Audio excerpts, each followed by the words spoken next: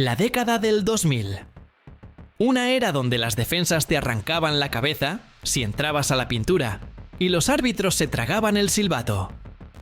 Michael Jordan se había ido. El trono estaba vacío. Pero el vacío no duró. Nuevas leyendas habían llegado. Una camada de asesinos listos para forjar su propio legado y convertirse en los dueños de la nueva era.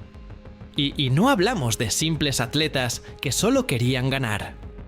Hablamos de guerreros, de personalidades que chocaban, tipos que vivían por el Hero Ball, por el aislamiento, por el último tiro. Era la guerra. Hoy no vamos a darte una lista aburrida. Vamos a revivir la carnicería.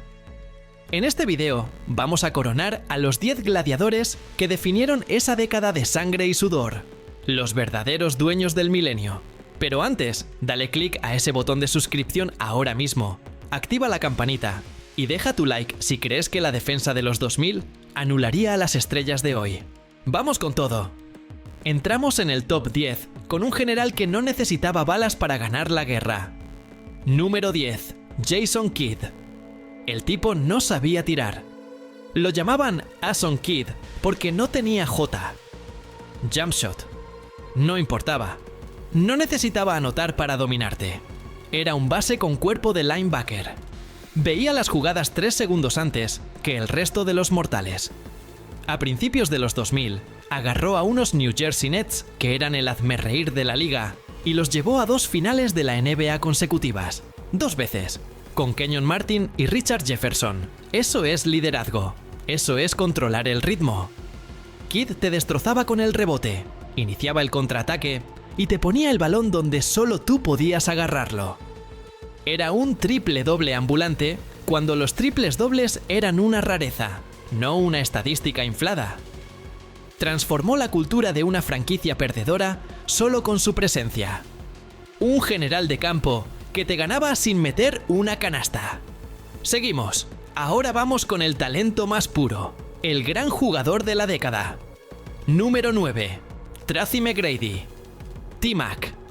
Si hablamos de talento puro, de habilidad dada por los dioses, este tipo debería ser top 3. Lo tenía todo. Tamaño, manejo. Un tiro que salía desde el segundo piso. En Orlando, entre 2000 y 2004, T-Mac era imparable. Anotaba 32 puntos por noche, como si estuviera en un entrenamiento. Kobe Bryant lo dijo. T-Mac era el más difícil de marcar. ¿Recuerdan los 13 puntos en 33 segundos contra los Spurs? Eso no fue baloncesto. Eso fue un milagro bíblico televisado. Pero la década de McGrady es una historia de ¿qué hubiera pasado si? Lesiones de espalda. Compañeros de cristal como Grant Hill. Equipos basura. Nunca pasó de la primera ronda en su mejor momento. Una maldición. Ver a T-Mac era ver a un Ferrari atrapado en el tráfico. Potencia desperdiciada. Un rey sin corona. Pero por esos 5 años de dominio absoluto, donde miraba a los ojos a Kobe y no parpadeaba, tiene su lugar aquí. Bueno, el siguiente en la lista es un hombre que cambió el juego para siempre con el pelo alborotado y pases de fantasía. Número 8. Steve Nash. Un canadiense, bajito, despeinado. Parecía que venía de una banda de rock indie, no de la NBA. Steve Nash no corría, patinaba sobre la madera. Después de ser desechado por Dallas, llegó a Phoenix y cambió el baloncesto para siempre. Se unió a Mike D'Antoni y crearon la ofensiva de 7 segundos o menos. Fue el preludio de la NBA moderna. Nash ganó 2 MVPs consecutivos. 2. Algunos dicen que se los robó a Shaq, otros a Kobe. La realidad es que Nash hacía mejores a sus compañeros. Hizo que tipos como Boris Diaw parecieran estrellas. Su eficiencia clínica era impresionante. 50, 40, 90 en porcentajes de tiro. Era un cirujano. Pero nunca llegó a las finales. Robert Horry y un golpe de cadera sucio en 2007 se encargaron de eso. Pero Nash demostró que no necesitas ser un superatleta para poner la liga a tus pies. Solo necesitas cerebro y una puntería láser. Pero ahora dime, ¿Crees que fue un robo histórico? ¿O Steve Nash realmente merecía esos 2 trofeos por encima de las bestias físicas? Escribe tu opinión. Te estaré leyendo en los comentarios. ¡Continuemos! Esto aún no termina. Avanzamos con un jugador que sacrificó su cuerpo y partió defensas en 2. El Relámpago de Miami. Número 7. Dwyane Wade. Llegó en el draft del 2003 y nadie hablaba de él. Todos miraban a LeBron y a Carmelo. Grave error. Dwyane Wade no necesitaba la prensa. Necesitaba el balón. Lo llamaban Flash por una razón. Su primer paso era letal. Partía las defensas como un cuchillo caliente en mantequilla. No tenía miedo. Se lanzaba contra los pivots, caía al suelo, se levantaba y lo volvía a hacer. Una y otra vez. Sacrificaba su cuerpo en cada jugada. Y luego, 2006. Las finales. Miami estaba muerto. Perdían 0-2 contra Dallas. Perdían por 13 en el tercer partido. Y entonces, Wade poseído. Una de las mayores exhibiciones individuales en la historia de las finales. Promedió 34.7 puntos. Desfiló a la línea de tiros libres como si fuera su casa. Algunos dicen que los árbitros le regalaron la serie. Los que vieron los partidos saben que nadie en Dallas podía detenerlo sin hacerle falta. Arrastró a un Shaq envejecido a la tierra prometida y se coronó rey de Miami antes de que LeBron siquiera pensara en mudarse allí. Y ahora llegamos a un ícono cultural. El hombre que, libra por libra, fue el guerrero más grande de todos. Número 6. Allen Iverson. Este medía 1.80. Pesaba lo mismo que una toalla mojada, pero tenía el corazón más grande de la historia del deporte. Allen Iverson. The Answer. Iverson no era solo un jugador, era un fenómeno cultural. Las trenzas, los tatuajes, la manga en el brazo. La NBA lo odiaba. Intentaron cambiar las reglas de vestimenta por él, pero no podían detenerlo en la cancha. 4 títulos de anotación en la década. MVP en 2001. Ese año 2001 fue su obra maestra. Arrastró a un equipo de obreros defensivos, tipos que no sabían ni botar el balón, hasta las finales contra los Lakers invencibles de Shaq y Kobe. Y en el primer partido, en Los Ángeles, Iverson dio el golpe. 48 puntos. El paso por encima de Tyronn Lue. Una falta de respeto legendaria. David golpeando a Goliat en la cara. No ganó el anillo. Nunca lo hizo. Su estilo de vida y su negativa a entrenar le pasaron factura. Pero libra por libra, el mejor anotador que hemos visto. Un guerrero que jugaba cada partido como si fuera el último de su vida. Bueno, hemos llegado al top 5 con el francotirador europeo que silenció a todos los críticos con un tiro imposible. Número 5. Dirk Nowitzki. A este lo llamaron suave. Lo llamaron Irk porque no tenía defensa. Dijeron que un equipo liderado por un europeo saltarín nunca ganaría. Dirk Nowitzki se pasó la década escuchando basura y respondiendo con un tiro imposible de taponar. El fade away a una pierna. Una obra de arte. Un tipo de 2.13 metros tirando como un escolta. Cambió la posición de ala pivot para siempre. En 2006 tocó el cielo y se le escapó. En 2007 ganó el MVP. Lideró a Dallas a 67 victorias. Y luego, el desastre. Eliminado en primera ronda por los Warriors. La humillación absoluta. Tuvo que recibir el trofeo de MVP vestido de traje, en una rueda de prensa incómoda porque ya estaba de vacaciones. Pero Dirk no se rompió. Siguió martillando. Siguió perfeccionando su arte. Fue la constante de la década en el oeste. 50 victorias cada año. Una máquina ofensiva perfecta, que preparó el terreno para su redención final, justo al acabar la década. El mejor europeo de la historia. En el número 4 tenemos al prodigio. El elegido. La fuerza física más dominante de la segunda mitad de la década.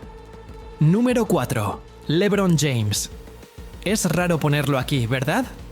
Solo jugó la mitad de la década. ¿Pero qué mitad? LeBron James llegó directamente de la secundaria con el peso del mundo sobre sus hombros. El elegido. y superó las expectativas. Desde el día 1 fue una fuerza de la naturaleza. Un tren de carga con la visión de Magic Johnson.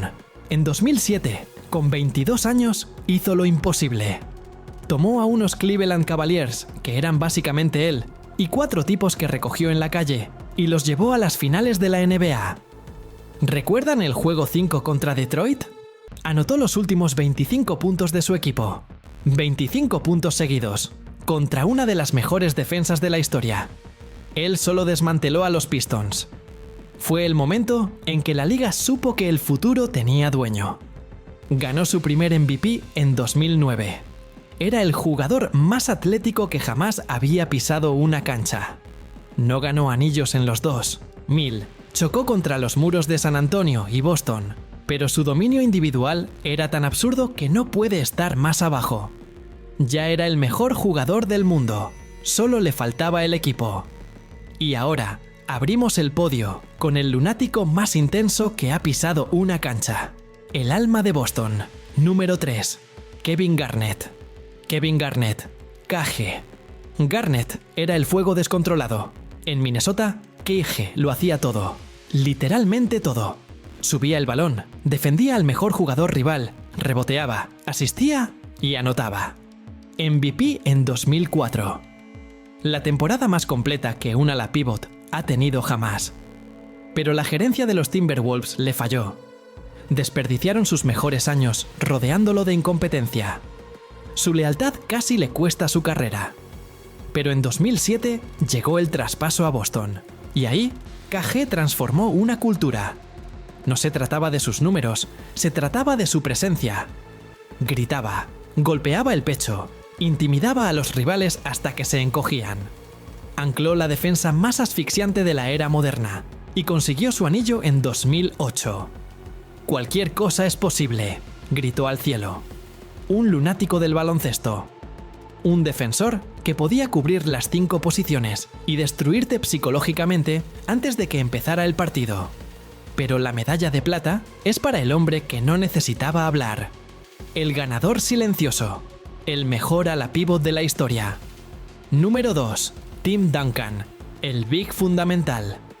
Mientras otros buscaban los reflectores, Duncan buscaba el tablero. Tiro a tabla desde 4 metros. Canasta. Regreso a defensa. Cara inexpresiva. Repetir 1000 veces. Ganó 3 campeonatos en esta década. 2003, 2005, 2007. 2 MVPs de temporada regular. 3 MVPs de las finales en total. Destruyó la era de los Lakers él solo en 2003.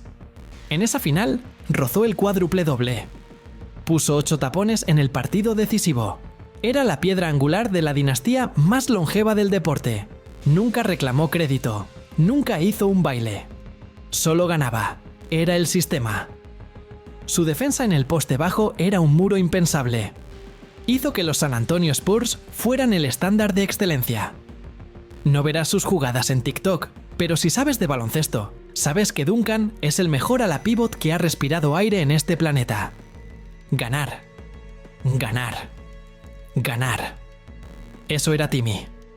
Y llegamos a la cima. Al puesto de honor. Aquí no hay un solo rey. Hay 2 bestias que devoraron la década. Número 1. Shaquille O'Neal y Kobe Bryant. Aquí hay trampa. Pero es necesario. Tienes que separar la década en 2 mitades. La primera mitad perteneció al monstruo. La segunda mitad perteneció al maníaco. Shaquille O'Neal fue la fuerza física más dominante de la historia del juego, entre 2000 y 2002. No había táctica para pararlo. El hack a Shaq era desesperación. Pesaba 150 kilos y se movía como un gato. 3 campeonatos seguidos. 3 MVPs de las finales. Destruía aros y voluntades. Hacía que pivots profesionales parecieran niños asustados. Nadie, repito, nadie, ha tenido un pico de dominio tan alto como el Shaq del 2000. Era injusto. Era un videojuego con los trucos activados, pero el ego rompió la dinastía. Shaq se fue y quedó Kobe Bryant. El resto de la década fue la marcha de la muerte de Kobe. Obsesionado con demostrar que no necesitaba a Shaq, se convirtió en el anotador más versátil y letal que hemos visto desde Jordan. 81 puntos contra Toronto. 62 puntos contra Dallas en 3 cuartos. Promedios de 35 puntos por temporada. Era un villano. Nadie lo quería. A él no le importaba. Aprendió a liderar a las malas. Sufrió años de mediocridad con compañeros como Smush Parker, pero aguantó y al final de la década volvió a la cima. 2 anillos más. MVP en 2008. Redención en 2009. Kobe cerró la década como el mejor jugador del planeta, el más temido, el que tenía el balón en las manos cuando el reloj llegaba a 0. Shaq puso los cimientos, pero Kobe construyó el rascacielos. Juntos y separados, definieron los 2000. Esa fue la década del 2000. Una época de transición violenta, pero la historia no termina aquí. Si este viaje al pasado te ha hecho recordar por qué amas este deporte, no te vayas sin dejar tu huella. Suscríbete al canal ahora mismo. Activa la campana, porque vamos a seguir trayendo documentales que respetan la historia, no resúmenes baratos. Y dale like si crees que Kobe ganaría en el 1 contra 1 a cualquier jugador actual.